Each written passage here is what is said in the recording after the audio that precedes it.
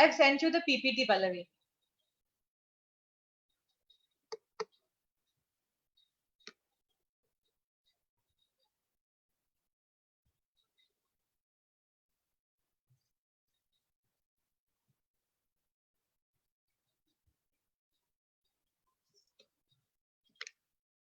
Nandita, can you please start sharing your screen and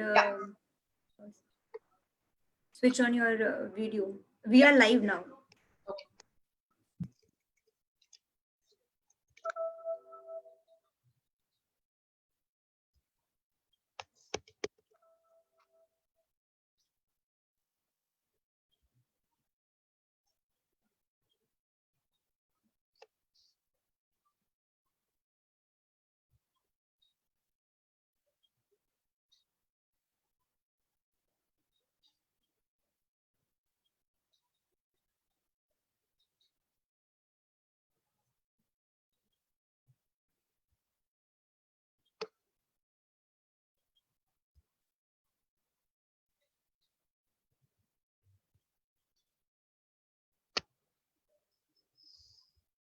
Is everything working?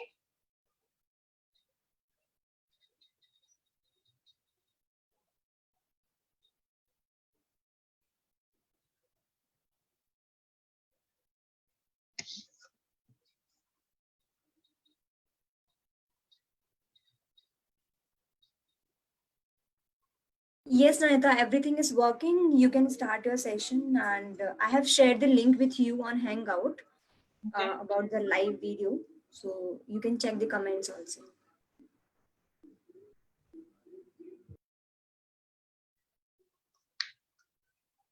So nobody else is joining in Zoom? Yes, all are on Facebook only. I'll start at 12 sharp.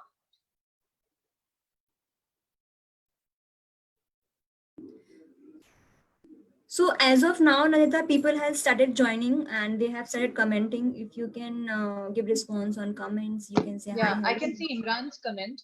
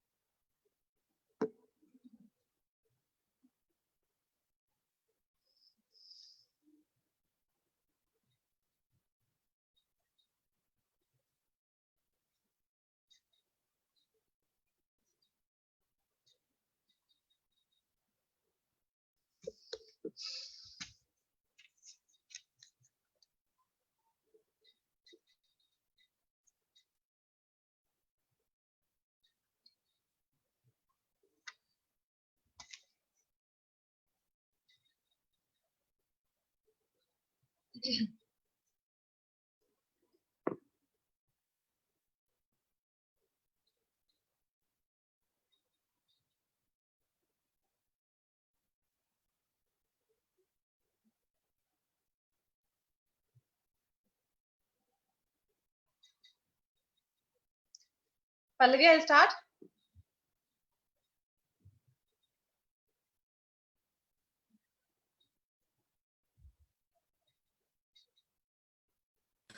Yeah, definitely, Nandita. We can start by saying hi, hello, and that. And after that, if like when 40 to 50 people will join, we can start the session. Okay. Hi everybody. मेरा नाम नंदिता है. मैं Cuesta land संस्था के साथ पटना बिहार में काम करती हूँ. मैं गुजरात टीम की बहुत शुक्रगुजार हूँ कि उन्होंने मुझे ये चांस दिया आप सबसे बात करने की. आई विश कि मैं आप लोगों के साथ ये सेशन कर पाती, बट नहीं कर पा रही हूँ. But I am still very thankful. Thank you to Gujarat team for giving me this opportunity. मैं वैसे हूँ केरल की और हिंदी मेरी मातृभाषा नहीं है. ठीक ठाक बोल लेती हूँ, बट ऐसे सिचुएशंस में काफी काफी भारी भरकम जो वर्ड्स है उसकी हिंदी मुझे आती नहीं है. तो अगर बीच बीच में अंग्रेजी थोड़ा ज्यादा हो जाए तो माफ कीजिएगा. अगर आपको समझने में कोई दिक्कत हो रही है तो प्लीज कमेंट बॉक्स में डालिए. अगर स्पीड बढ़ रहा है तो कमेंट बॉक्स में डालिए, मैं ध्यान रखूंगी. दूसरी बात ये कि ये जो अभी हमारा सेशन है वो जूम पर और फेसबुक दोनों पर लाइव है. तो मैंने एक डिवाइस से अपने लैपटॉप से जूम में लॉगिन किया है और दूसरा अपने फोन से फेसबुक में। तो हो सकता है कि बीच बीच में मेरी नजर थोड़ा मेरे फोन की तरफ हो जाए, बुरा मत मानिएगा। मैं सिर्फ फेसबुक की कमेंट्स देख रही हूँ, ताकि उससे जो ज्वाइन कर रहे हैं उनकी कमेंट्स भी मैं पढ़ पाऊं, और अगर उनका भी कोई इश्यू हो, कोई क्वेश्चन हो, तो मैं उसको भी एड्रेस कर पाऊं। दो स्क्रीन्स एक ही टाइम पे देख रही हूँ, सेशन भी ले रही हूँ, तो हो सकता है कि आपकी कमेंट्स देखने में मुझे थोड़ा टाइम लगे, मैं सारे कमेंट्स को रेस्पॉन्ड नहीं कर पाऊं, माफ कीजिएगा। समय बहुत सीमित है और काफी लिमिटेशन है हमारे पास, इसी की वजह से ये सब हो रही है। वरना कोशिश तो मैं जरूर करूंगी कि सारे कमेंट्स के लिए रेस्पॉन्ड करूं। जैसे ही कुछ हम और 2-3 मिनट वेट करते हैं और फिर हम सेशन शुरू करेंगे। Thank you.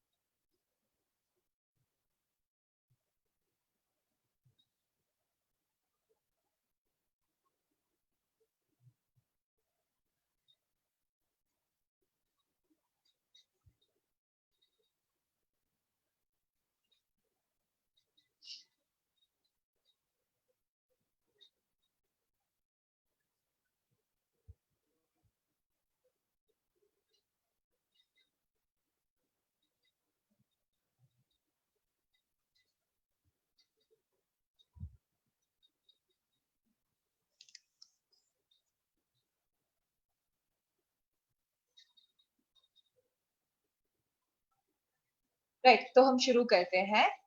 आज का हमारा session it deals with future of work and learning. Session शुरू करने से पहले कुछ बेसिक रूल्स। अब तक आप काफी एक्सपीरियंस हो गए होंगे इसके बारे में, ऑनलाइन सेशंस के बारे में, लेकिन फिर भी we are just going through the basic rules of how to behave with each other. What is our deal?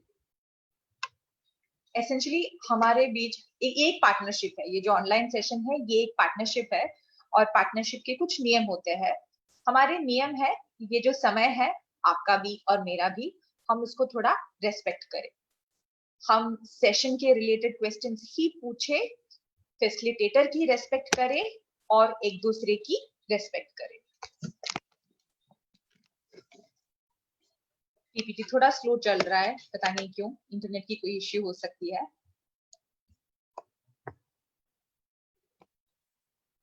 ये बहुत इंपॉर्टेंट है कि हमारे कमेंट बॉक्स में आप एक दूसरे के साथ बात करना ना शुरू करें, क्योंकि फिर कमेंट्स काफी बढ़ जाएंगे और लोगों को दिक्कत भी होगी। तो आज का एजेंडा क्या है? हमारा सेशन का एजेंडा कुछ ऐसा चलेगा कि पहले हम देखेंगे कि अभी हम हर जगह किसी से भी बात करो तो सिर्फ कोविड-19 के बारे में ही बात चल रही है, लेकिन हम शुरुआत करेंगे कोविड-19 के पहले के सिनेरियो के साथ। ये होगा हमारा फाउंडेशन, क्योंकि फाउंडेशन को समझे बिना हम आगे जा नहीं पाएंगे।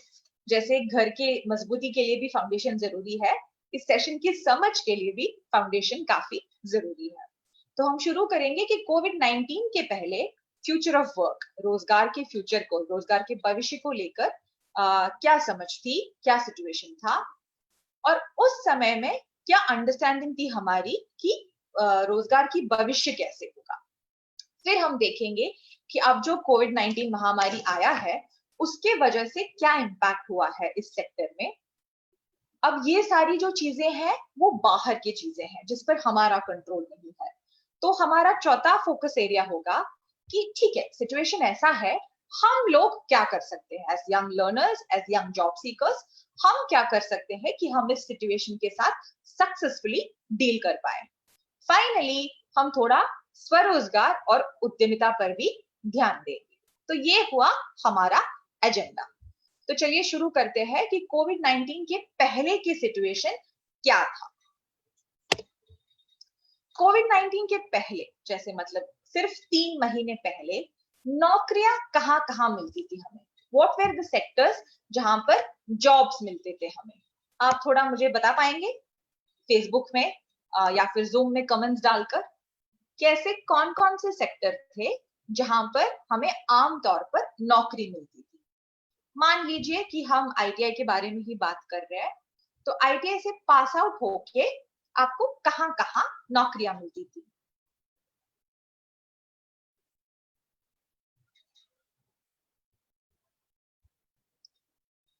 मुझे पता है कि फेसबुक में और जूम के कमेंट्स में थोड़ा टाइम लैग है, मैं थोड़ा वेट कर रही हूँ, माफ कीजिएगा, बट कमेंट कीजिएगा।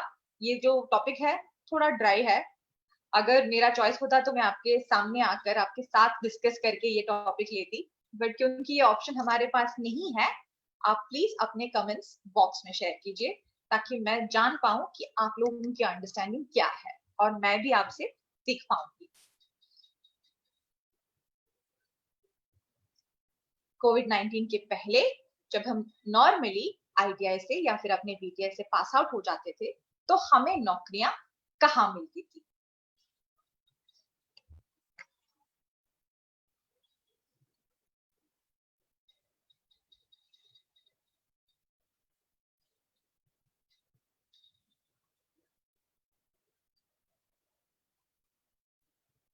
बैंक में, बंसी मकीम ने कहा है बैंक में, गुजरात रिफाइनरी में, कंपनी में, ऑफिस में, फिर से कंपनी, फैक्ट्री वगैरह वगैरह, ये सब सही आंसर्स है। तो थोड़ा इसके बारे में अगर देखेंगे तो देखते हैं कि कहां कहां हमें नौकरियां मिलती थी। अभी जो अगले आने वाला स्लाइड है वो एक ग्राफ है, आप उसको देखकर डरिएगा मत, काफी सिंपल ग्राफ है, मैं इसको एक्सप्लेन भी करूंगी। कोविड-19 से पहले हालात कुछ ऐसे था। सेक्टर वाइज एम्प्लॉयमेंट ट्रेंड्स, बहुत सिंपल की तरीके से अगर हम देखेंगे तो हम हमारे पूरे अर्थव्यवस्था के, भारत के इकोनॉमी को 3 हिस्सों में बांट सकते हैं। जो नीले में, जो स्काई ब्लू कलर में आपको दिख रहा है, नीचे लिखा है एग्रीकल्चर, एग्रीकल्चर एंड एलिड एक्टिविटीज, कृषि और उसके संबंधित क्षेत्र। दूसरा थोड़ा डार्कर ब्लू में है, वो है इंडस्ट्री। अब इंडस्ट्री क्या है ये मुझसे अच्छा आप लोग जानते हैं, तो उसके बारे में हमें कोई टिप्पणी की जरूरत नहीं है। तीसरा हुआ ग्रे में जो है वो है सर्विस सेक्टर। सर्विस सेक्टर का क्या मतलब हुआ, कोई मुझे बता सकते हैं कि सर्विस सेक्टर में एक नौकरी कौन सा है? सर्विस सेक्टर,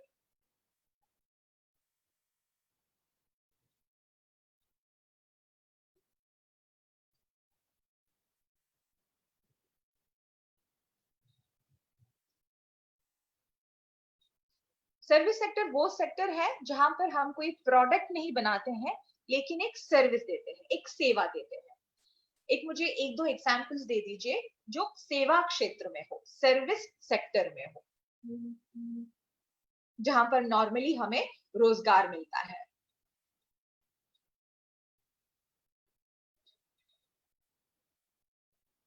काफी सारे लोग ज्वाइन कर रहे हैं, hello to everybody, thank you so much for joining. मुझे बताइए कि सर्विस सेक्टर में कुछ नौकरियां कौन कौन से हैं?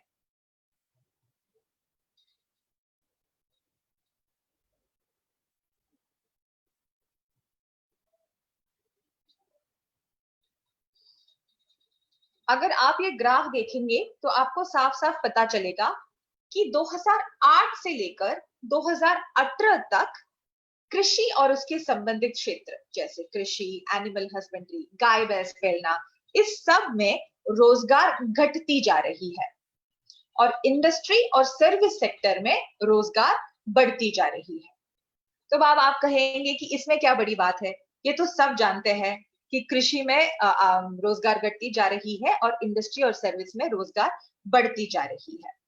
सर्विस सेक्टर का लोगों ने कुछ एग्जाम्पल दिया है, BPO, teacher, telecom sector, LIC वगैरह वगैरह, ये सब सही है। सर्विस सेक्टर में हम एक सेवा देते हैं, ना कि एक प्रोडक्ट। अब जैसे मैंने कहा, सर्विस सेक्टर और इंडस्ट्री में रोजगार की अपॉर्चुनिटीज बढ़ती जा रही है, लेकिन अगर आप परसेंट रेट देखेंगे तो आपके नोटिस में ये आएगा कि 2018 में भी अराउंड 44% लोग, हमारी कुल काम करने वाले आबादी के करीब 44% कृषि और उसके संबंधित क्षेत्रों में काम कर रहे हैं। इससे क्या प्रॉब्लम है ये हम थोड़ा और समझते हैं। ये समझना क्यों जरूरी है? ये समझना इसलिए जरूरी है क्योंकि हमारी अभी जो भारत की बेरोजगारी की इश्यू है, इसका बेस यही है। अब जैसे आपने इस ग्राफ में देखा, हमारे टोटल रोजगार के 44% अब भी कृषि से संबंधित है। लेकिन अगर हम भारत के जीडीपी को देखेंगे तो कृषि, जो अब भी ब्लू में है, जीडीपी का कृषि और उसके संबंधित सेक्टर का कंट्रीब्यूशन सिर्फ और सिर्फ 17% है। मतलब जीडीपी में कृषि का कंट्रीब्यूशन हुआ 17%, लेकिन रोजगार में कृषि का कंट्रीब्यूशन हुआ 44%। ये जीडीपी क्या है?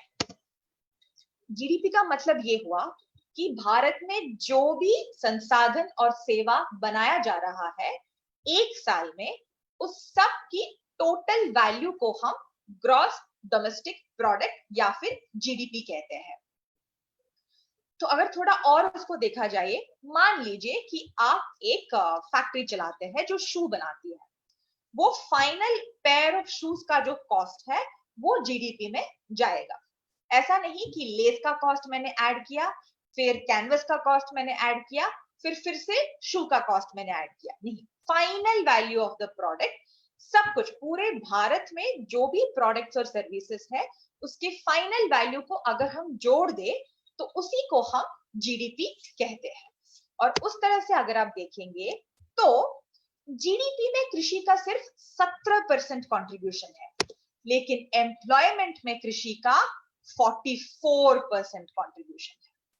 इससे प्रॉब्लम ये होता है कि पैसे सिर्फ 17% है, लेकिन उस पैसे से 44% लोगों की रोजगार चल रही है।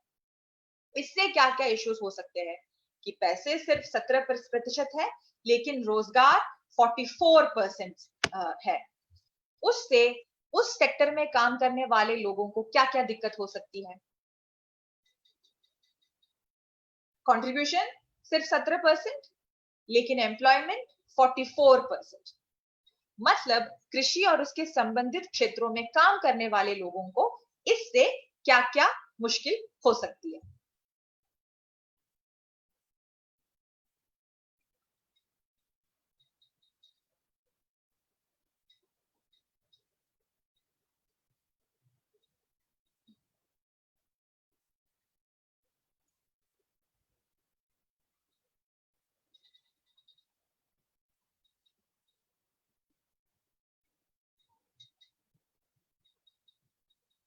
मेरा प्रश्न बहुत सिंपल है। अगर कृषि का कंट्रीब्यूशन हुआ 17%, लेकिन रोजगार उसमें है 44%, तो उससे कृषि में रोजगार करने वाले लोगों को क्या क्या दिक्कत हो सकती है? ऑब्वियस है, अगर सिर्फ पैसे इतने हैं, मान लीजिए कि मेरे पास 10 लोगों को देने के पैसे ही है, लेकिन काम कर रहे हैं 100 लोग, तो इससे क्या होगा? उस 10 लोगों के पैसे अब मुझे 100 लोगों में डिवाइड करना पड़ेगा। इसका मतलब यही है कि कृषि के सेक्टर में जो लोग काम कर रहे हैं वो लोग काफी अंडरपेड है। और ये जाहिर सी बात है ना, अगर आप ही अपने गांव में देखेंगे तो लोग सिर्फ कृषि से काम नहीं चला पाते हैं। पीएच जोशी कह रहे हैं फिनेंशियल इश्यूज, बहुत सही बात है। अगर आप अपने घर में देखेंगे या फिर अपने गांव में देखेंगे, जैसे बहुत कम लोग हैं जो सिर्फ कृषि से काम कर पा रहे हैं। सब लोग घर पे सीजन पे कृषि भी करते हैं, बाद के टाइम पर शहर जाकर या बगल वाले स्टेट के शहरों में जाकर भी काम करते हैं। यही है भारतीय रोजगार सेक्टर की सबसे बड़ा इश्यू, कि सिर्फ 17% जीडीपी देने वाली कृषि में अब भी हमारे 44% लोग काम कर रहे हैं। अब अगर आप एक और सेक्टर देखेंगे, ये हुआ ऑर्गेनाइज्ड वर्सेस अनऑर्गेनाइज्ड। कमेंट्स में डालिए कि आप क्या समझते हैं इस दोनों के बीच में अंतर क्या है। बट मैं कंटिन्यू करती हूँ। ऑर्गेनाइज सेक्टर वो सेक्टर है जहां पर भारत के लेबर नियम लागू है। वो मिनिमम वेजेस हो, वर्किंग आवर्स हो, एम्प्लॉय प्रोविडेंट फंड हो, ऐसे बहुत सारे नियम है भारत में, बल्कि पूरी दुनिया में, जो एम्प्लॉयज की सेफ्टी के लिए है, जो एम्प्लॉयज के बेनिफिट के लिए है। ये सारे नियम जिस सेक्टर में लागू है, जिस कंपनीज में लागू है, वो आते हैं ऑर्गेनाइज्ड सेक्टर। और जिस कंपनीज पर, जिस संस्थाओं और व्यवस्थाओं पर, व्यापारों पर ये नियम लागू नहीं है, उसको हम कहते हैं अनऑर्गेनाइज्ड सेक्टर। आप इसमें क्या अंतर समझते हैं, प्लीज कमेंट बॉक्स में डालिए, मैं देखूंगी और रेस्पॉन्ड करूंगी। अब आप भारत की स्थिति देखिए। 2000 में और 2010 में करीब 10 साल के अंतर में सिर्फ 1% का डिफरेंस हुआ है ऑर्गेनाइज्ड और अनऑर्गेनाइज्ड सेक्टर में, और वो 1% घटा है। मतलब भारत में अब भी 90 से ज्यादा परसेंट लोग अनऑर्गेनाइज्ड सेक्टर में काम करते हैं, बिना जॉब सिक्योरिटी, बिना मिनिमम वेजेस, बिना प्रोविडेंट फंड बेनिफिट्स, बिना इंश्योरेंस बेनिफिट्स के। इसका मतलब है कि जिस लोगों के पास रोजगार है, हमने अभी देखा कि बहुत सारे लोगों के पास रोजगार कृषि में है, उसमें भी जिन लोगों के पास जिस तरीके का रोजगार है, उसमें 90 से ज्यादा प्रतिशत लोगों के पास जॉब सिक्योरिटी नहीं है, जॉब के एसोसिएटेड बेनिफिट्स है। अगर हम संक्षिप्त में बोले तो अभी हमारी जो रोजगार की स्थिति है भारत में, वो काफी बुरी है। अब आप गुजरात में हैं, मैं काम करती हूँ बिहार में, लेकिन गुजरात हो या फिर बिहार हो, एक चीज बहुत सिमिलर है, हर किसी को सरकारी नौकरी चाहिए होती है। बहुत सारे लोग ऐसे होते हैं जो आईटीआई में सिर्फ इसलिए आते हैं ताकि उनको सरकारी नौकरी के लिए सर्टिफिकेट मिले। मैं अस्यूम कर रही हूँ कि गुजरात में भी ऐसी स्थिति है। अगर ऐसी स्थिति ना है तो आप मुझे बताइए कमेंट बॉक्स में। बट हाँ, बिहार में जरूर स्थिति ऐसी ही है, और इसका वजह ये एक है कि जो सारे सरकारी संस्थाएं हैं वो ऑर्गेनाइज्ड सेक्टर में आती है। वहां पर जॉब सिक्योरिटी है, बेनिफिट्स है, लीव कितने मिलने हैं उसके नियम है, छुट्टी कितनी है मतलब हॉलीडेज कितनी होती है उसका नियम है, वर्किंग आवर्स पर नियम है, एम्प्लॉयज का यूनियन होता है, नौकरी से निकालना बहुत मुश्किल होता है। ऐसी बहुत सारे फीचर्स एसोसिएटेड होते हैं सरकारी नौकरी के साथ, और इसीलिए वो बहुत बहुत पॉपुलर है। सब लोग चाहते हैं कि उनको भी सरकारी नौकरी मिले। बट सवाल ये है, मैं नहीं बोल रही हूँ कि ये सारे बेनिफिट्स नहीं है सरकारी नौकरी के, डेफिनेटली सरकारी नौकरी के बहुत सारे बेनिफिट्स हैं। बट सवाल ये है कि क्या हम सबको सरकारी नौकरी मिलेगी?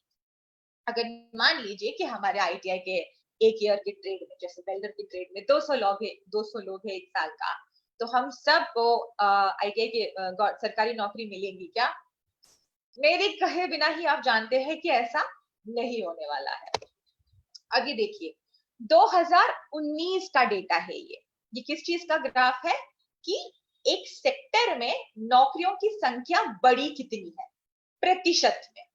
यानी कि अगर 100 नौकरियां 2018 में थी, तो इस साल कितना है, कितना बड़ा है प्रतिशत के तौर में। और अगर आप देखेंगे तो आपको दिखेगा कि प्राइवेट सेक्टर में करीब 10% जॉब्स बढ़ी है। जैसे अगर मान लीजिए कि 2018 में सिर्फ 100 नौकरियां थी, तो 2019 में 110 हुआ है। उसी को देखिए पब्लिक सेक्टर में क्या हुआ है। पब्लिक सेक्टर में ये हुआ है कि अगर पिछले साल 100 नौकरियां थी, तो इस साल सिर्फ 98 है, एक्चुअली 97 है, क्योंकि आधा प्रतिशत, हम आधा इंसान तो नहीं कह सकते हैं ना। तो पिछले साल 100 था, तो इस साल सिर्फ 97% है। यानी कि जबकि प्राइवेट सेक्टर में नौकरी बढ़ रही है, पब्लिक सेक्टर में नौकरियां घट रही है। ये सिर्फ एक ही साल का है क्या? ऐसा है कि मैं सिर्फ 2019 का डेटा लेके आप लोगों को धोखा दे रही हूँ?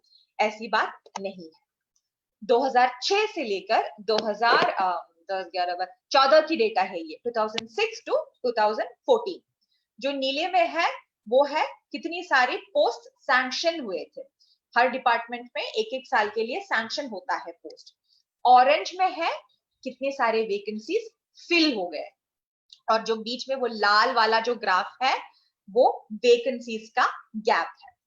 अगर आप देखेंगे तो 2006 में वो 5.5 था, और अब 2014 में वो 7.5 हो गया है। इसका मतलब है कि हर साल वैकेंसी बढ़ रही है। आपको क्या लग रहा है वैकेंसी क्यों बढ़ रहा है? हर साल सरकार एग्जाम तो बुलाती है, हर साल लाखों लोग एग्जाम लिखते हैं, लेकिन एग्जाम क्वालिफाई होने के बाद भी हमें 2 3 4 साल इंतजार करना पड़ रहा है अपॉइंटमेंट लेटर मिलने में। जब इतने सारे वैकेंसीज पड़े हैं तो नौकरी मिलने में, अपॉइंटमेंट लेटर मिलने में इतना दिक्कत क्यों है? आपको क्या लगता है? भागीरथ जी कह रहे हैं कि सभी गवर्नमेंट जॉब करेंगे तो दूसरा काम कौन करेंगे? सबको एक अच्छी रोजगारी चाहिए इसलिए सब आईटीआई करते हैं। बहुत सारे लोग कह रहे हैं कि हाँ हाँ आईटीआई बच्चों को गवर्नमेंट जॉब्स ही चाहिए। हाँ, लोग हैं जो सिर्फ गवर्नमेंट जॉब्स करना चाहते हैं, कुछ लोग हैं जो आईटीआई में काम करना चाहते हैं। जो भी हो, बात ये साफ है कि हम सबको नौकरी चाहिए और सिक्योर नौकरी चाहिए। बट अगर आप ये ग्राफ देखेंगे तो इससे हमें साफ साफ जाहिर होता है कि गवर्नमेंट की अभी फोकस ये नहीं है कि और लोगों को सरकारी नौकरी मिले, बल्कि उनका फोकस है कि सरकारी संस्थाओं में जो लोग काम कर रहे हैं उस नंबर को घटाए। इसीलिए वैकेंसीज के नंबर साल बढ़ता ही जा रहा है। ये तो आप जानते ही हैं, एयर इंडिया को बेचने की कोशिश की गई थी, बीएसएनएल को प्राइवेटाइज किया जाएगा ऐसे कहने को सुना था। आईआरसीटीसी के कुछ हिस्सों को, कुछ ट्रेन को, केटरिंग सर्विसेज को प्राइवेटाइज किया गया है, एलआईसी को प्राइवेटाइज किया गया है, बीपीसीएल पूरा नहीं एक स्टेक, बीपीसीएल को एक स्टेक प्राइवेटाइज करने जा रहे हैं। ऐसे बहुत सारे आपने न्यूज रिपोर्ट्स ऑलरेडी पढ़े होंगे। सरकार का अभी फोकस है डिसइन्वेस्टमेंट।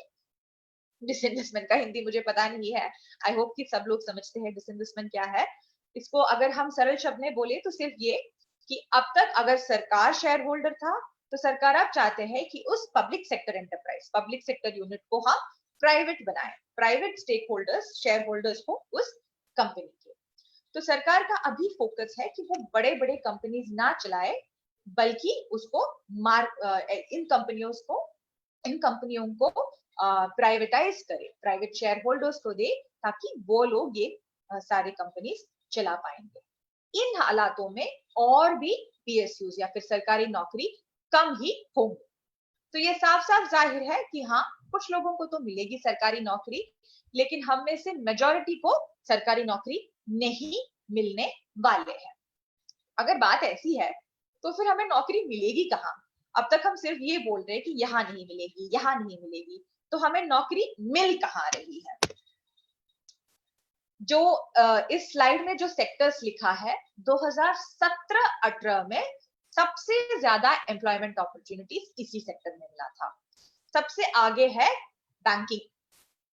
अब आप जानते हैं जैसे पहले आईआईटी के, आईएएस के कोचिंग सेंटर्स हुआ करते थे, अब बैंकिंग के भी कोचिंग सेंटर्स है। बैंक पीओ का, क्लरिकल स्टाफ का, हर जगह कहीं भी आप देखें कोचिंग सेंटर्स से भरे पड़े हुए हैं। तो बैंकिंग सेक्टर में सबसे ज्यादा लोगों को एम्प्लॉयमेंट मिला था। उसके बाद आया है आईटी। आईटी से आप सब वाकिफ है ना कि क्या है आईटी? Information technology. ये जो सारे सॉफ्टवेयर कंपनीज है, जो सारे बीपीओस है जो सॉफ्टवेयर के साथ काम करते हैं, ये सारे आते हैं आईटी के अंतर्गत। फिर है माइनिंग, खाद खाद माइनिंग मतलब जो कोल हो या फिर गोल्ड हो, कोयला, कोयले को कैसे हम करते हैं? हम कोयले को माइन करके लेते हैं, इस इंडस्ट्री को हम माइनिंग करते हैं, कहते हैं। फिर हुआ हेल्थ केयर। अब कोविड-19 के बाद मुझे हेल्थ केयर के बारे में आपको कुछ बताने की जरूरत ही नहीं है, बट उससे पहले भी हेल्थ केयर एक बहुत बड़ा इंडस्ट्री था भारत में, जिसमें जॉब अपॉर्चुनिटीज बहुत बहुत ज्यादा है। आप मुझे कुछ कह पाएंगे क्या कि हेल्थ केयर इतना क्यों पॉपुलर है? ऐसा क्यों है कि हेल्थ केयर में नौकरियां बढ़ रही है? फिर हुआ टेक्सटाइल्स। टेक्सटाइल से आप ज्यादातर लोग जो अभी लाइव में देख रहे हैं वो लोग गुजरात से है, तो टेक्सटाइल्स के बारे में मुझे कुछ ज्यादा बोलना नहीं पड़ेगा। बट हाँ, एक कपड़ा बनाने से लेकर उसको बेचने तक, from the manufacturing industry to retail, Gujarat हर इसके पूरे क्षेत्र में माहिर है, पूरे भारत में, पूरे विश्व में गुजरात इसके लिए माहिर है। टेक्सटाइल इंडस्ट्री भी एक सेक्टर है जहां पर नौकरियां बढ़ रही है या फिर जिसमें बहुत सारे लोगों को रोजगार मिला है। कौन से साल में? 2017-18 में। यहाँ पे सबसे ज्यादा लोगों को नौकरी मिली है। बट साल भर साल अगर हम कंपेयर करें, मतलब पिछले साल और इस साल में हम कंपेयर करें, तो राइट साइड के टेबल में जो सेक्टर्स है वहां पर जॉब ग्रोथ सबसे ज्यादा हुआ है। ये 1% आंकड़ा है। पहले वाला जो टेबल था उसमें मैंने ये कहा है कि इस सारे सेक्टर्स में सबसे ज्यादा लोगों को नौकरी मिला है। राइट साइड के टेबल में पिछले साल के कंपैरिजन में इस साल में रोजगार के अपॉर्चुनिटीज सबसे ज्यादा बढ़ा है। वो हुआ इलेक्ट्रिकल जो इंडस्ट्री है। आपके जो हेल्थ केयर इक्विपमेंट हो, आपके जो पावर सिस्टम इक्विपमेंट हो, ये सारा इलेक्ट्रिकल के अंतर्गत आता है। इसमें करीब 15% जॉब ग्रोथ हुआ है। फिनांस, बैंकिंग और उसके रिलेटेड सारी चीजें आती है फिनांस में, उसमें भी 11% से ज्यादा जॉब ग्रोथ हुआ है। ट्रेडिंग है, हॉस्पिटैलिटी है, आईटी है। हॉस्पिटैलिटी का मतलब हुआ टूरिज्म और उसके associated industries, hotels, restaurants, tourism cab services, ये सारे आते हैं हॉस्पिटैलिटी के अंतर्गत। तो इसको दो हिस्से में देखिए। लेफ्ट साइड में हुआ वो सारे सेक्टर्स जहां पर सबसे ज्यादा लोगों को एम्प्लॉयमेंट रोजगार मिला है।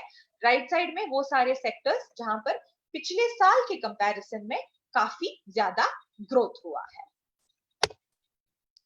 अब तक हमने रोजगार के बारे में बात की, अब थोड़ा बेरोजगारी के बारे में बात करते हैं। बेरोजगारी का क्या मतलब है? अब आप सिंपल से बोलेंगे कि बेरोजगारी का मतलब है कि नौकरी नहीं है हमारे साथ में। हाँ, सही है। लेकिन बेरोजगारी का एक साइंटिफिक डेफिनेशन है और उसका डेफिनेशन ये है कि अगर आप 15 साल से बड़ा होना है आपको और 6 महीने से कम ही आपको रोजगार मिला होगा। मतलब 15 साल से ज्यादा बड़ा, मोर देन 15-year-old, जो भारत में है, any person who is Indian over the age of 15 years, जिसको कम से कम 6 महीने नौकरी नहीं मिला है, उसको हम बेरोजगार कहते हैं।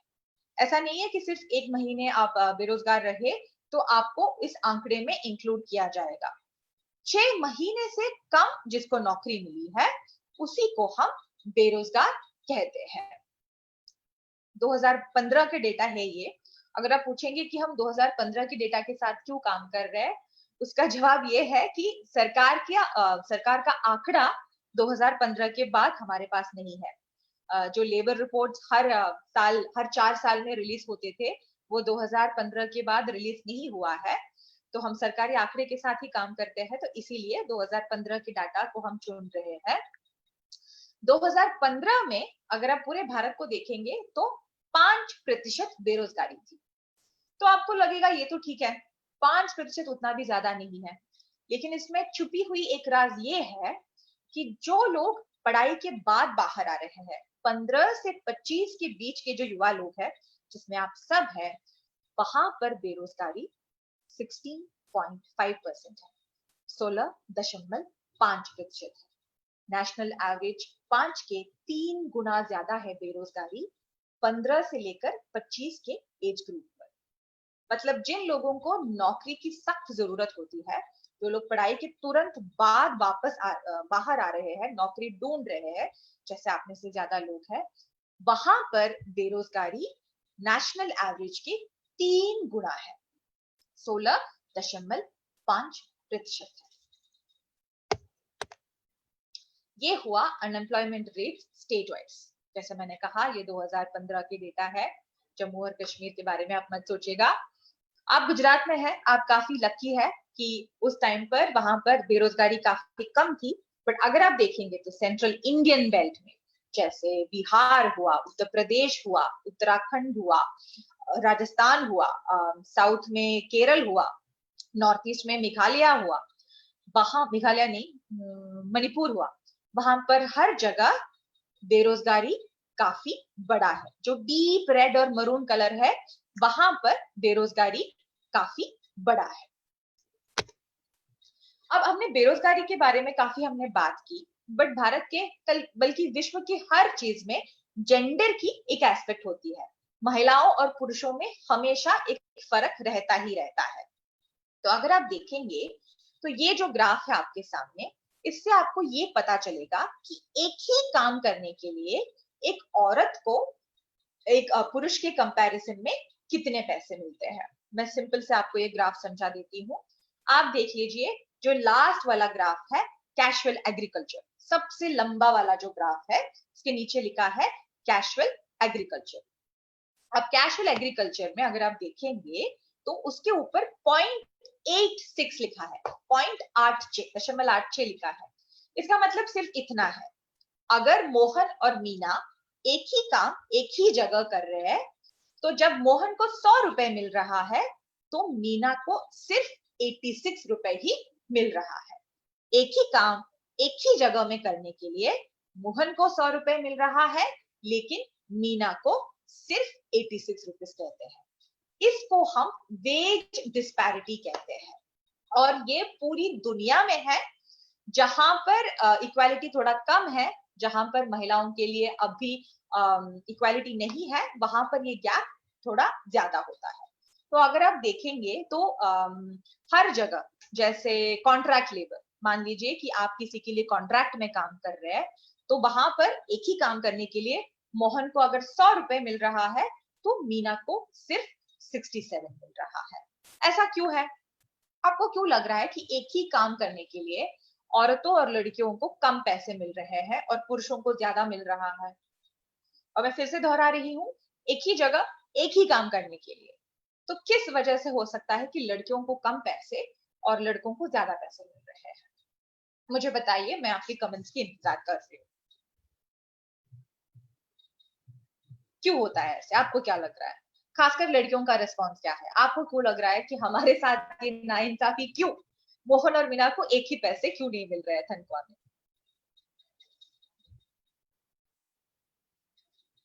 केरल में नहीं है।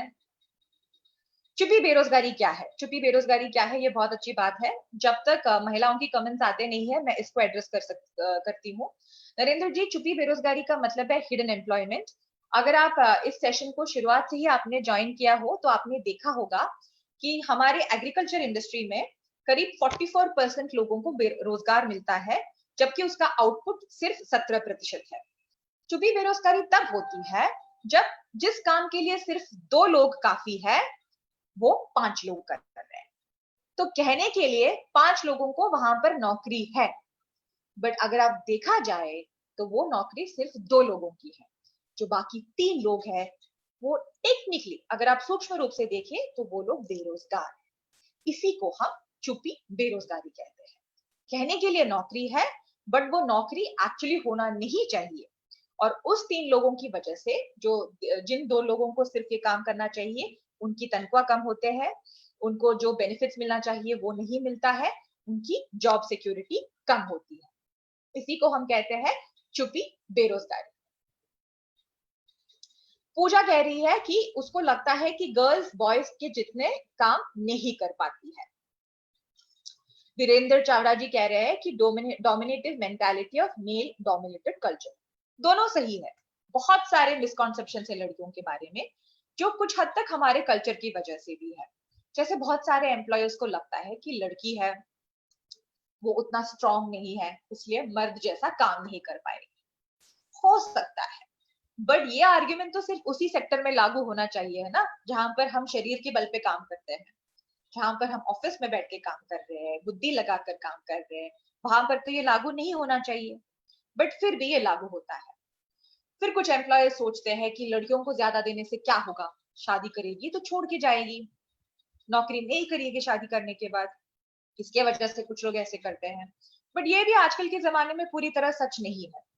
हाँ, मैं मानती हूँ कि काफी सारी लड़कियों पर प्रेशर होता है कि शादी के बाद नौकरी छोड़े, बट काफी सारे लोग ऐसे भी है जो काम करते हैं शादी के बाद भी। लेकिन ऐसे कुछ भावनाओं की वजह से ये डिफरेंस होता है। भारत के बारे में एक और दुख की बात ये है कि यहाँ का फीमेल लेबर फोर्स पार्टिसिपेशन बहुत कम है, सिर्फ 27% है। ये फीमेल लेबर फोर्स पार्टिसिपेशन क्या है? मान लीजिए कि अगर भारत में 100 महिलाएं हैं जो लोग काम कर सकते हैं, ये बस बहुत सिंप्लीफिकेशन के लिए मैं 100 यूज कर रही हूँ ताकि आपको प्रतिशत में समझ में आए। अगर भारत में ऐसे 100 महिलाएं हैं जो काम कर सकते हैं, उसमें सिर्फ 27 लोग ही काम कर रहे हैं। 100 काम कर सकते हैं लेकिन सिर्फ 27 ही काम कर रहे हैं। ये आंकड़ा हमारे जो बगल के राज्य है श्रीलंका और बांग्लादेश से भी कम है। भारत की इतनी बुरी हाल है कि हम श्रीलंका और बांग्लादेश से भी नीचे है इस आंकड़े में।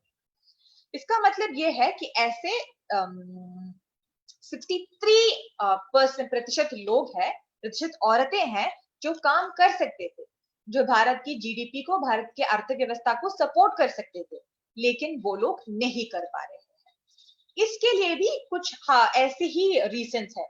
हमारे कल्चर, मेल डोमिनेटेड सोसाइटी, लड़कियां काम नहीं कर सकते, लड़कियों के लिए सेफ नहीं है, वगैरह वगैरह वगैरह, ऐसे बहुत सारे रीजन की वजह से हमारा लेबर फोर्स पार्टिसिपेशन बहुत कम है।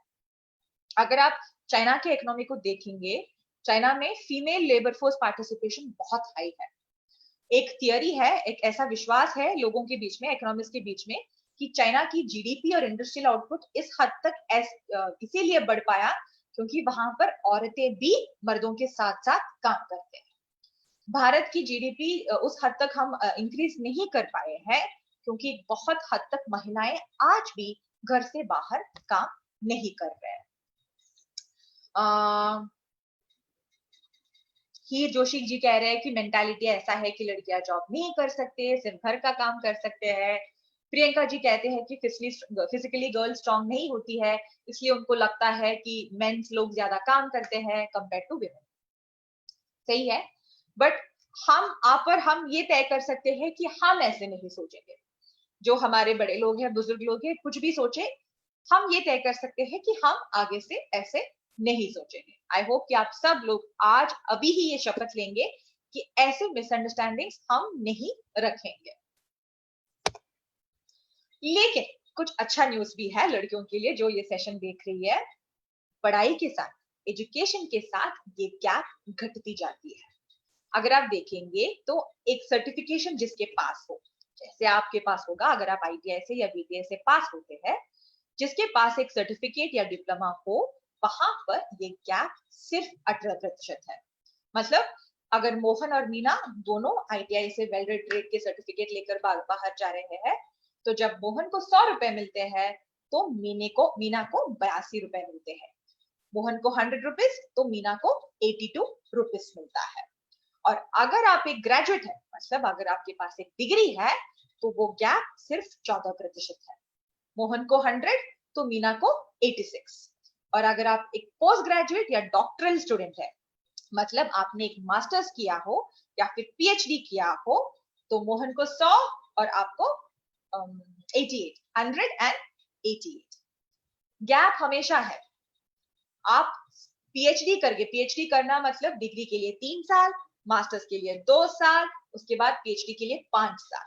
स्कूल के बाद 10 साल पढ़ाई करने के बाद भी मोहन को 100 और मीना को 88 ही मिल रहा है। ये गैप फिर भी है, लेकिन ये काफी हद तक घट गया है। तो ध्यान रखिएगा, अच्छे से पढ़ाई कीजिएगा और इस गैप को कम करते जाइएगा। हमने जो बात की है वो अब तक की नौकरियां क्या है इसके बारे में हमने बात की है। अब थोड़ा हम भविष्य के बारे में बात करते हैं।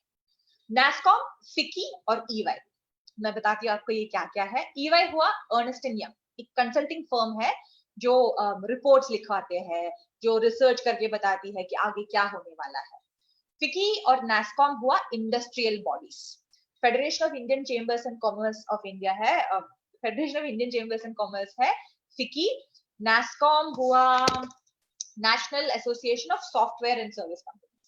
ये तीन ऑर्गेनाइजेशन ने साथ में एक रिपोर्ट लिखा था, रिपोर्ट बनवाया था और शेयर किया था, जिसमें उन्होंने कहा है कि 2022 में हमारा रोजगार सेक्टर की स्थिति ऐसे होगा।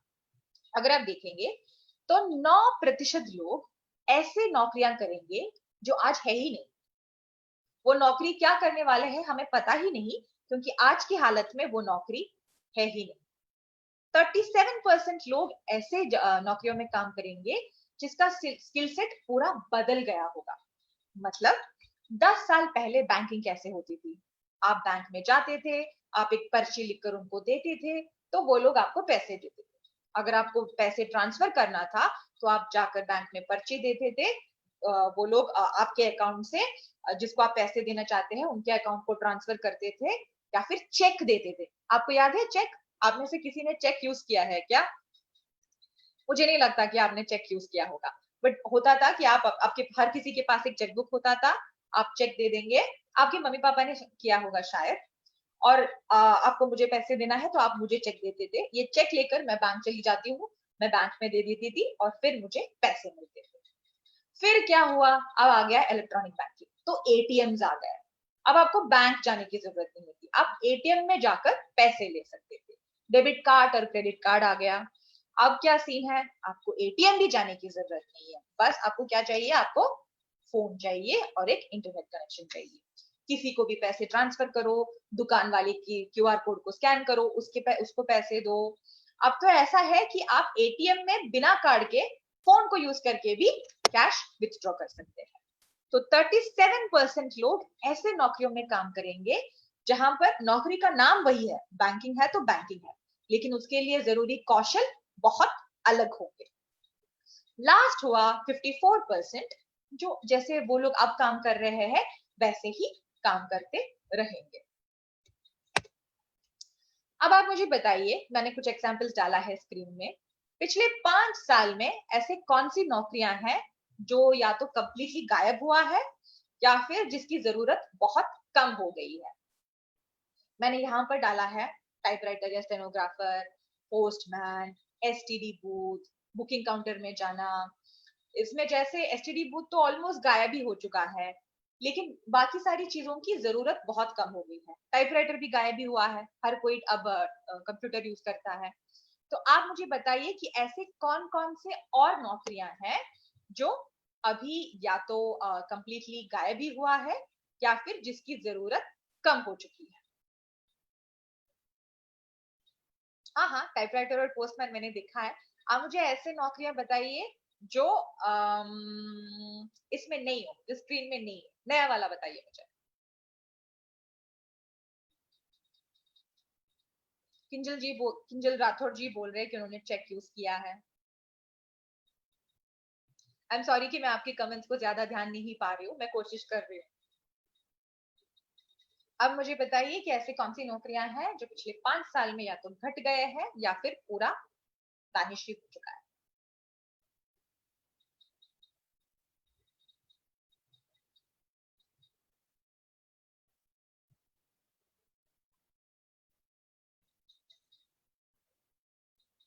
लैंडलाइन फोन्स, हाँ। टेलीग्राम तो पूरा बंद हो गया है ना, अब टेलीग्राम है ही नहीं। Ticket booking, STD, telephone, PCO, कुछ नया बोलिए ना जो इसमें नहीं है। टेलीग्राम बहुत अच्छा आंसर है, एकदम बंद हो गया है। बट हाँ, ऐसे बहुत सारे नौकरियां हैं जो पिछले 5 साल में एकदम गायब ही हो चुका है, और ऐसे काफी सारी नौकरियां भी है जो पिछले 5 साल में नया नया आया है। एग्जाम्पल में मैंने डाला है ओला, स्विगी, ऑनलाइन बैंकिंग और ऑनलाइन टीचिंग। अब आप मुझे बताइए कि पिछले 5 साल में ऐसे कौन से नई नौकरी आई है जो उससे पहले नहीं था। थोड़ा दिमाग लगाइए और मुझे एग्जाम्पल दे दीजिए जो स्क्रीन में नहीं हो।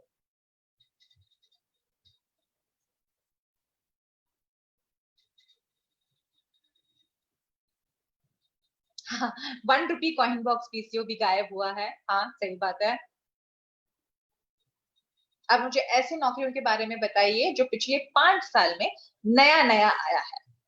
इसके अलावा फिर से स्विगी और ओला मत कहिए, स्क्रीन में जो एग्जाम्पल्स ना हो उनको चुनकर कहिए।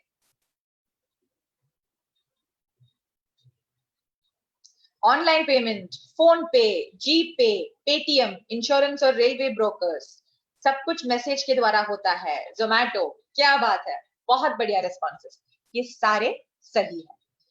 अब हम देखते हैं कि इस सारी चीजों के बीच में एक कॉमन फैक्टर क्या है।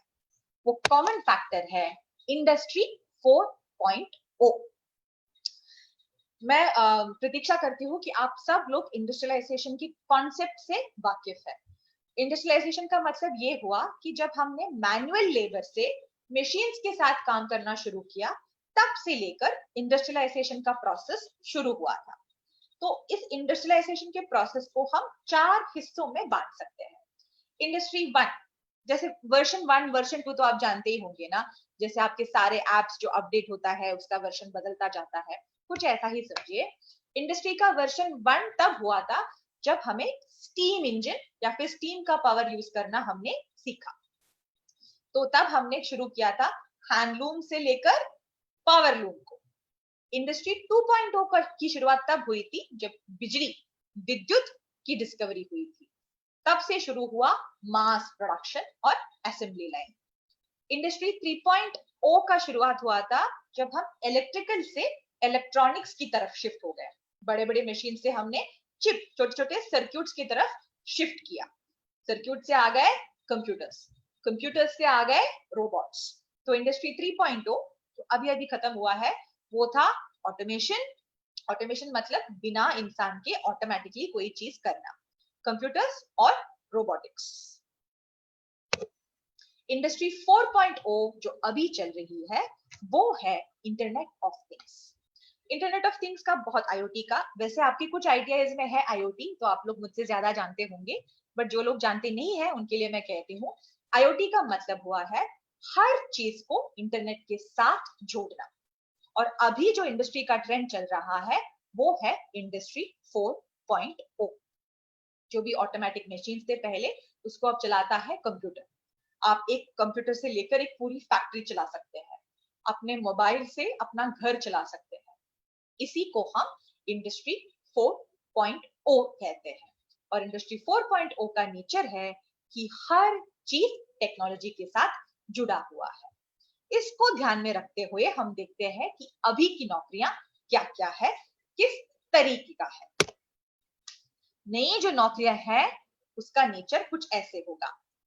पहला है गिग इकोनॉमी। गिग इकोनॉमी क्या है? गिग इकोनॉमी का मतलब है कि हम ऑनलाइन काम करेंगे, मुझे नौकरी मिलेगा ऑनलाइन और मैं काम करूंगी ऑनलाइन। अब आप इस क्लास को ही समझिए। मैं बैठी हूँ केरल में, जो गुजरात का टीम है, पल्लवी जी है, निखिल जी है, विक्रांत जी है, वो बैठे हैं गुजरात में और राजस्थान में, अलग अलग जगहों में। उन्होंने मुझसे ऑनलाइन कहा कि प्लीज ये सेशन ले लीजिए। मैंने हाँ भी कहा ऑनलाइन। अभी ये सेशन की डिलीवरी हो रही है ऑनलाइन, और आप सब लोग जो ये सेशन देख रहे हैं आप भी ऑनलाइन हैं, और मैं सिर्फ ये एक सेशन लूंगी। गिग इकोनॉमी का यही नेचर है। एक छोटा सा काम एक सीमित समय के लिए ऑनलाइन मुझे काम मिलेगी, ऑनलाइन मेरे काम की डिलीवरी होगी। दूसरा हुआ उबर मॉडल। उबर मॉडल क्या है? कोई मुझे बता सकता है कि ये उबर मॉडल क्या है? उबर की अपनी गाड़ियां हैं क्या जो वो लोग रास्ते में चला रहे हैं? क्या है ये उबर मॉडल? इतनी सारी गाड़ियां जो उबर और ओला का है, वो किसी एक उबर के ओनर का सारी गाड़ी है क्या? इसीलिए हम ऐप के थ्रू उबर बुक पा रहे हैं। कोई मुझे बताइए किसकी गाड़ियां होती है?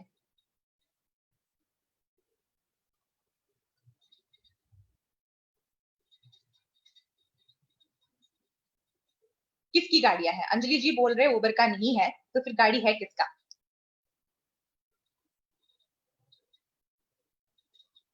उबर का मॉडल है कि एक साइड में है लोग जिसके पास गाड़ी है, जो टैक्सी चलाते हैं, दूसरे साइड में है लोग जिसको टैक्सी चाहिए। उबर एक पुल है, एक ब्रिज है कस्टमर और सर्विस प्रोवाइडर के बीच, और इस ब्रिज बनाने के पैसे मिलते हैं उबर को। इसको हम अंग्रेजी में एग्रीगेटर मॉडल ऑफ सर्विस कहते हैं। स्विगी उससे भी आसान है। स्विगी का कोई खुद का किचन नहीं है, स्विगी कोई खुद का खाना नहीं बनाता है, बट एक साइड में रेस्टोरेंट्स है जो खाना बनाते हैं, दूसरे साइड में हम जैसे लोग हैं जो इतने आलसी है कि हम बाहर भी नहीं जाना चाहते हैं खाना के लिए। तो हमें खाना चाहिए घर बैठे बैठे, रेस्टोरेंट्स को चाहिए कि और लोग उनका खाना खाए। स्विगी क्या करती है? हमारे ऑर्डर को रेस्टोरेंट तक पहुंचाता है, खाना वहां से पिकअप करके हमें दे देती।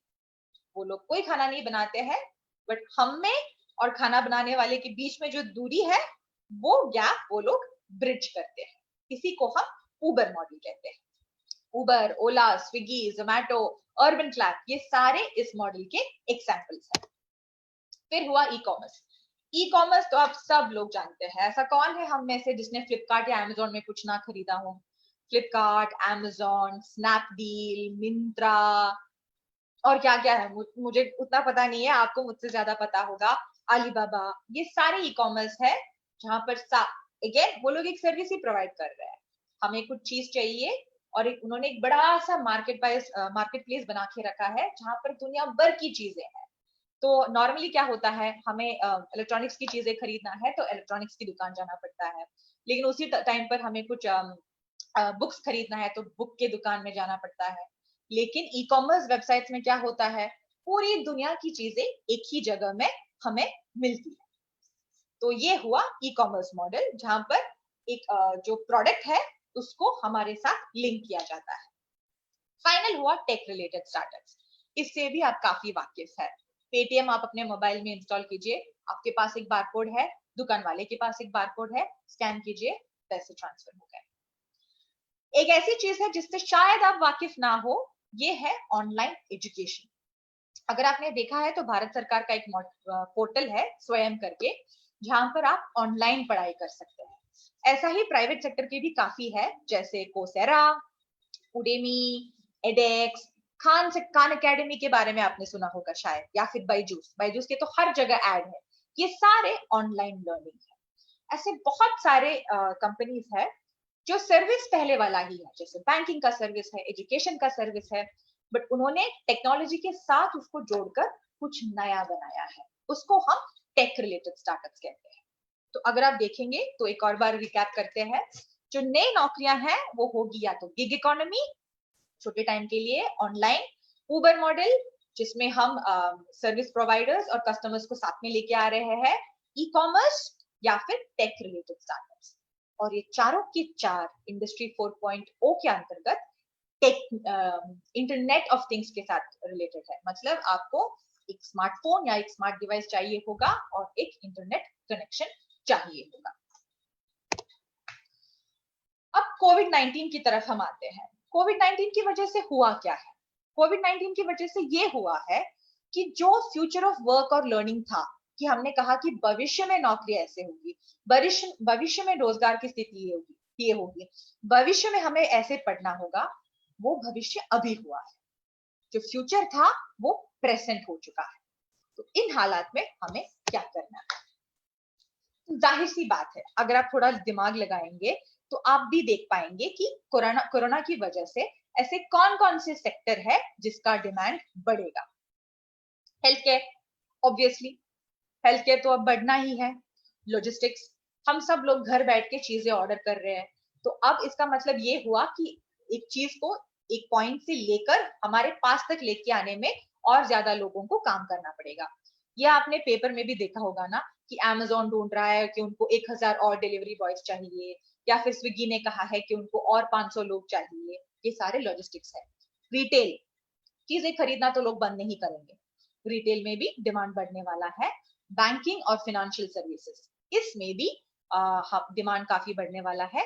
बीपीओ, बीपीओ वैसे भी एक डिमांड वाला सेक्टर है, लेकिन क्योंकि अब लोगों को बाहर जाने में लिमिटेशंस होगी, बाहर जाएंगे तो भी सोशल डिस्टेंसिंग होगा, इन सारी चीजों की वजह से बीपीओ का डिमांड और भी बढ़ने वाला है। कौन सा घटेगा? Real estate. लोगों के पास अब डिस्पोजेबल इनकम काफी कम है, तो घर खरीदना, घर बनाना ये थोड़ा घटेगा। रियल एस्टेट घटने से क्या होगा?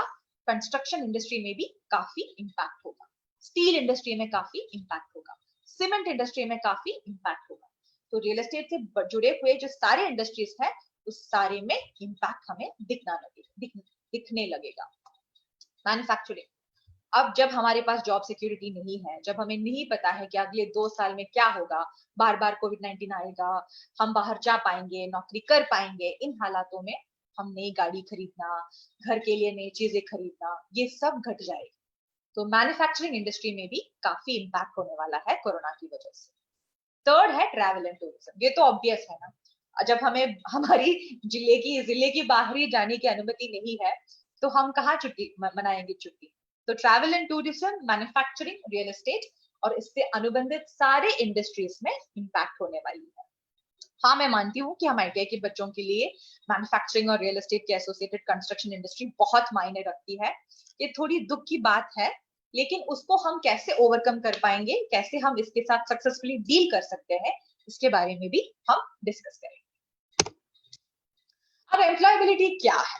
एम्प्लॉयबिलिटी बहुत सिंपल से अगर देखा जाएंगे तो हम ऐसे कह सकते हैं कि एक नौकरी के लिए क्या मैं रेडी हूँ, जो बेसिक क्वालिफिकेशन मिलना चाहिए मुझे एक नौकरी करने के लिए, उसी को हम एम्प्लॉयबिलिटी कहते हैं। लेकिन ये एक टेक्निकल सर्टिफिकेट नहीं है। अब आप अपने बारे में ही सोचिए, आईटीआई से पास आउट होने का मतलब ये है क्या कि आप सीधे इंडस्ट्री में जाकर काम कर सकते हैं, आपको सब कुछ पता है? नहीं, क्योंकि एक ये है कि जो आईटीआई में हम सीखते हैं वो एक पाठशाला के पर्सपेक्टिव से सीखते हैं, इंडस्ट्री के पर्सपेक्टिव से नहीं। और दूसरा ये कि एक काम के एक नौकरी के क्षेत्र में, एक काम के क्षेत्र में हमसे ऐसे बहुत सारे एक्सपेक्टेशंस है जिसको हैंडल करने के लिए हम रेडी नहीं है। और लोगों के साथ काम करना, एक बॉस के साथ रिपोर्ट करना, टाइम पर आना, टाइम पर पाबंदी रखकर काम खत्म करना, ऐसे बहुत सारे स्किल्स है जो हमारे पास सिर्फ एक डिप्लोमा मिलने से नहीं होता है। एम्प्लॉयबिलिटी किस चीज पर डिपेंड करती है? एम्प्लॉयबिलिटी डिपेंड करती है तीन चीजों पर। एक, आपकी नॉलेज, आपको कितनी जानकारी है किसी चीज के बारे में। दूसरा, आपके स्किल्स, कौशल क्या है। तीसरा, आपका एटीट्यूड या अभिवृत्ति। ये तीन चीजों को मिलाकर आपको एम्प्लॉयबल कहा जाता है, मतलब नौकरी मिलने के लायक अगर हम कहे तो एम्प्लॉयबल होने के लिए हमें क्या करना चाहिए? सिर्फ दो चीजें। एक, जिंदगी भर हमें सीखना होगा। आप ही देखिए, आपके पेरेंट्स के जमाने में वो लोग जो नौकरी करते थे, मतलब जिस सेक्टर में उन्होंने काम करना शुरू किया, रिटायरमेंट तक वो लोग उसी सेक्टर में काम करते थे। लेकिन आज की हालात ऐसा नहीं है। पिछले 10 साल में ये मेरी छठी नौकरी है। हमारे पेरेंट्स के जमाने में, जैसे मेरे दोनों पेरेंट्स बैंकिंग में थे, जिंदगी भर उन्होंने एक ही काम किया है, बैंकिंग। प्रमोशन होते हैं लेकिन सेक्टर कभी बदलता नहीं है।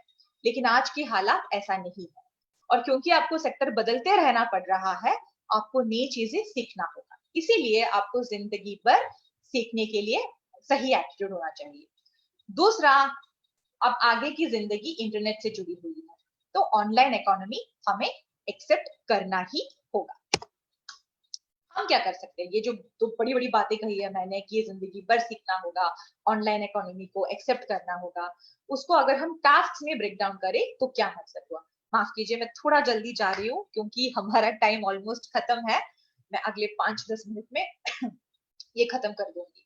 आई होप कि किसी को कोई प्रॉब्लम नहीं है। अगर कोई प्रॉब्लम है तो प्लीज कमेंट्स में डालिए और मुझे बताइए। डिजिटल लिटरेसी मतलब हमें जानकारी होनी चाहिए कि कैसे ईमेल करना है, गूगल में कोई चीज कैसे ढूंढ के निकालना है, ऑनलाइन बैंकिंग कैसे करना है, एमएस ऑफिस का क्या मतलब हुआ, वर्ड, एक्सेल, पावर पॉइंट। जैसे अभी मैंने ये पावर पॉइंट बनाया है, ऐसे आप कैसे बना सकते हैं। ऑनलाइन बुकिंग, अभी हमने देखा है ना कि बहुत सारे हमारे श्रमिक लोग हैं जो वापस अपना घर जाना चाहते हैं लेकिन आईआरसीटीसी में ऑनलाइन बुक नहीं कर पा रहे हैं। तो ये सारी चीजें साथ में हम देखेंगे तो उसको हम कहते हैं डिजिटल लिटरेसी। डिजिटल लिटरेसी हमारे लिए बहुत बहुत जरूरी है।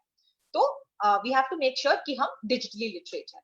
इसकी दो चीजें हैं। एक, हमें नौकरी मिलने के लिए ये जरूरी है। दूसरा, नौकरी में प्रगति करने के लिए भी ये जरूरी है। क्योंकि अभी अभी हमने कहा है ना कि हमें जिंदगी भर सीखना होगा। अब ये सीख तो हम हर 2 साल वापस क्लास नहीं जा पाएंगे, तो मतलब हमें खुद से सीखना होगा। खुद से कहाँ सीखेंगे? ऑनलाइन ही सीखेंगे। तो डिजिटल लिटरेसी दो तरीके से हमारे लिए बहुत इंपॉर्टेंट है। एक, नौकरी मिलने के लिए, और दूसरा, जिंदगी भर अगर हमें सीखना हो उसके लिए भी डिजिटल लिटरेसी बहुत जरूरी है। दूसरा हुआ कम्युनिकेशन स्किल। अभी आप देखिए, नॉर्मली अगर एक क्लास में हूँ तो मैं समझ पाऊंगी कि हाँ, बहुत लंबा खींचा है मैंने ये सेशन, आप लोगों को नींद आ रही है, आप लोग बोर्ड है। लेकिन अभी की हालत में मैं क्या कर सकती हूँ? मैं सिर्फ अपने कंप्यूटर से बात कर रही हूँ, मैं कुछ समझ नहीं पा रही हूँ कि आपके साइड में क्या चल रहा है। ऐसे हालात में मुझे ध्यान ये देना होगा कि मैं कैसे सबसे ज्यादा इंटरेस्टिंग तरीके में ये सेशन कर पाऊंगी।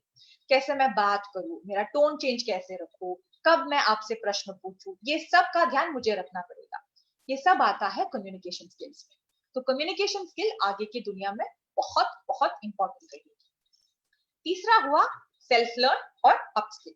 मैंने जैसे कहा जिंदगी भर हमें सीखना पड़ेगा, और वो सीख किस तरह होगा, हमें खुद से सीखना पड़ेगा। तो डिजिटल लर्निंग, अभी अभी मैंने कहा था, खान्स एकेडमी, बायजूस, कोर्सेरा, एडेक्स, इन सब में ऐसे काफी सारे कोर्सेज हैं जो निशुल्क है, जो फ्री है, और हम सीख सकते हैं। तो हमें सीखना ही पड़ेगा, नहीं तो और लोग हमसे आगे बढ़ जाएंगे। और अपस्किलिंग, अपस्किलिंग मतलब अभी मेरे पास इस लेवल का कौशल है, अगले लेवल तक मैं कैसे जा पाऊं, उसी को हम कहते हैं अपस्किलिंग। जैसे मान लीजिए कि आपको आईटीआई से एक कौशल मिला है, अपस्किलिंग के लिए आप क्या कर सकते हैं, एक अप्रेंटिसशिप के लिए जा सकते हैं, इसी को हम अपस्किलिंग कहते हैं। तो आपको ये दोनों करना पड़ेगा, आपको सेल्फ लर्निंग भी करना पड़ेगा और अपस्किलिंग भी करना पड़ेगा। लेकिन इस सबसे ज्यादा जरूरी है कि हम खुद को समझें। आगे की दुनिया में हमें बार बार नौकरी चेंज करनी पड़ेगी, बहुत कुछ सीखना पड़ेगा, प्रमोशन के लिए बहुत कोशिश करना पड़ेगा, कंपटीशन बहुत ज्यादा होगा। तो अगर हम एक ऐसा नौकरी कर रहे हैं जिसमें हमारा शौक नहीं है, तो वो हमारे लिए बहुत बहुत मुश्किल होगा। लेकिन शौक का मतलब ये नहीं ना कि हम कुछ भी करें। मतलब अगर भारत के बच्चों को देखो तो आधे से ज्यादा एक्टर या सिंगर बनना चाहते हैं। अब ये तो होगा नहीं ना। तो हमें सिर्फ 3 चीजों के बारे में सोचना है। एक, ऐसी कौन सी चीजें हैं जो हम अच्छे से कर सकते हैं। दूसरा, ऐसी कौन सी चीजें हैं जिसमें हमारा शौक है। इस दोनों के बीच में जो कॉमन है ना, उसी को हमें हमारा करियर बनाना चाहिए, उसी क्षेत्र में हमें नौकरी करना चाहिए। जैसे मान लीजिए कि मुझे गाना बहुत अच्छा लगता है, मेरा मन है कि मैं एक सिंगर बनूं, और मैं कंप्यूटर का काम भी बहुत अच्छे से कर लेती हूँ, उसमें भी मुझे बहुत शौक है। लेकिन मैं गाती अच्छा नहीं हूँ, कंप्यूटर अच्छा कर लेती हूँ, तो मुझे काम करना होगा कंप्यूटर्स के साथ।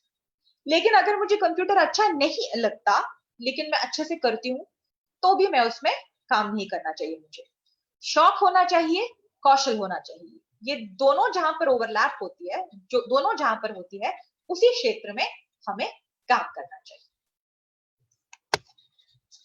अब सेल्फ लर्निंग के बारे में हमने काफी बोला ना कि जिंदगी भर हमें सीखना होगा। कैसे सीखेंगे? खुद से सीखना आसान नहीं है, बट अगर उसको एक प्रोसेस की तरह आप देखेंगे तो आपको अपने लिए एक गोल डालना पड़ेगा। जैसे अभी जो हो रहा है, कितने बच्चे हैं आईटीएस में गुजरात में? 10,000, 20,000, उसमें से करीब 60 लोग अभी ये सेशन देख रहे हैं, क्योंकि आप 60 लोगों ने तय किया है कि आप खुद से सीखेंगे। तो आपने ये गोल सेट किया है कि आज मैं नंदिता दीदी की ये सेशन देखूंगी। अब आप आ गए, सीख गए आप। अब आज आपको अपने आप को टेस्ट करना होगा। तो सेल्फ लर्निंग बहुत सिंपल है।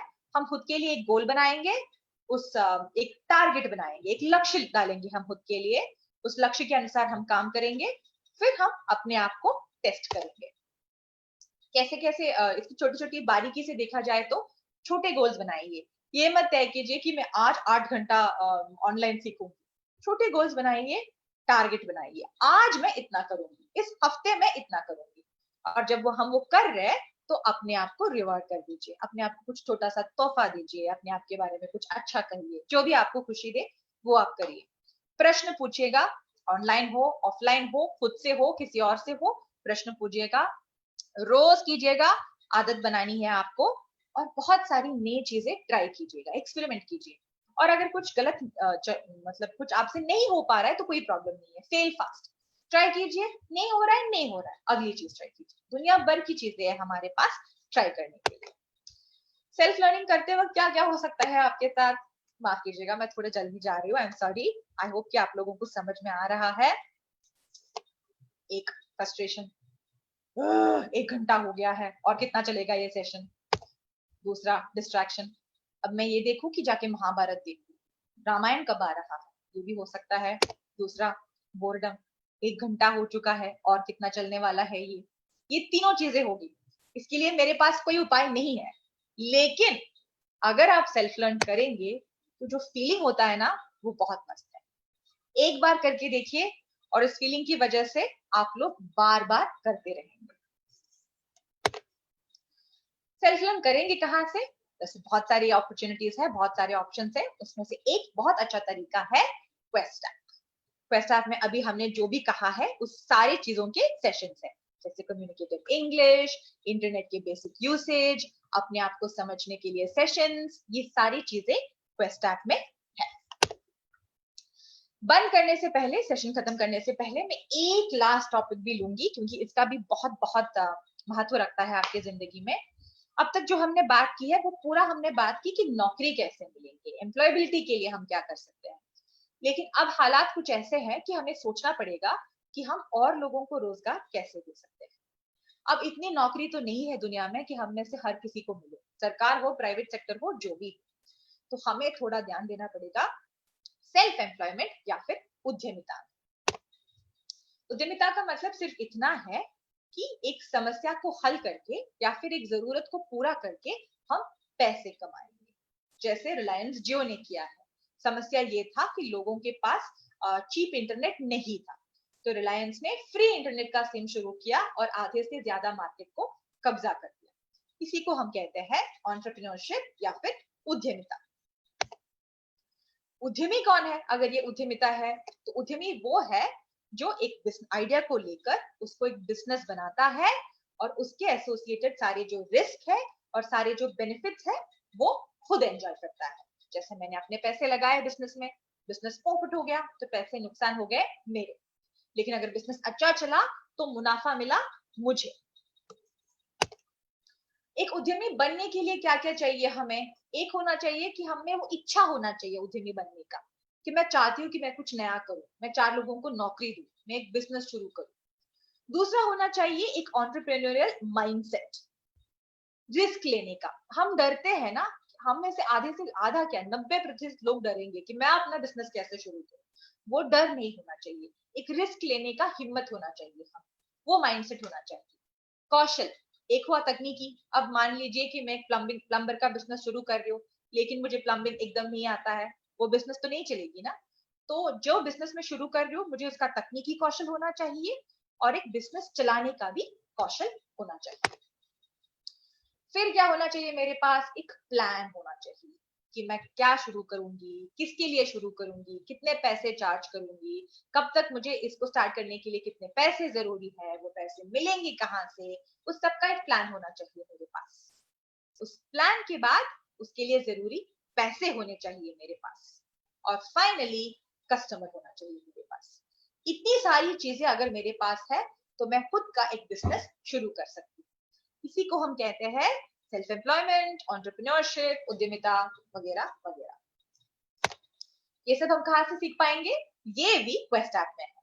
क्वेस्ट ऐप में एंटरप्रेन्योरशिप या फिर उद्यमिता के मॉड्यूल्स है, जाइए देखिए, बहुत बहुत सिंपल वीडियोस है जिससे आपको बिजनेस के बेसिक्स समझ में आएंगे।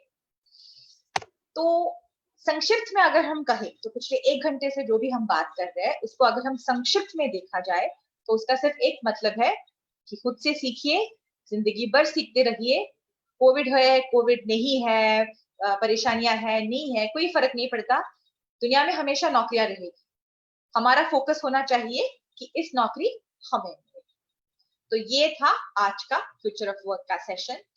थोड़ा सा हमने 10 मिनट ज्यादा टाइम लिया है, इसके लिए मैं माफी मांगती हूँ। आई होप कि आपको समझ में आया है, और 5 मिनट में यही रहूंगी। आपके कोई भी डाउट्स हो, कंफ्यूजन हो, आपको कुछ भी चीज में क्लैरिटी चाहिए, प्लीज कमेंट्स में डालिएगा, मैं देखूँ। नहीं तो मैं अभी खत्म करती हूँ। Thank you so much Gujarat team, thank you to everybody who watched this.